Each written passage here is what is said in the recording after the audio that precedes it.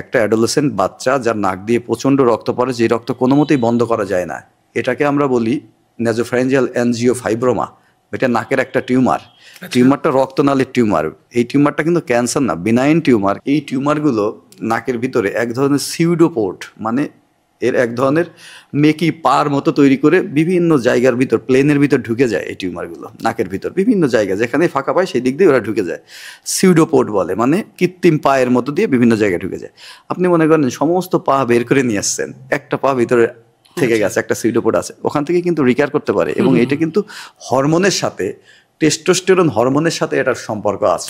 বয়সন্ধিকালীন যে পরিবর্তনগুলো হয় সেটাও ব্যাহত হতে পারে পরবর্তীতে গিয়ে। এটা যেহেতু আপনার হরমোনাল একটা টিউমার, এবং এটা এক্সক্লুসিভলি এই টিউমারটা কিন্তু মেলদের হয়। ওকে ওকে, যেহেতু টেস্টোস্টেরন ডিপেন্ডেন্ট একটা আপনার টিউমার, সেই জন্য এইটা ছেলে বাচ্চাদের হয়, এটা মেয়ে বাচ্চাদের হয় না।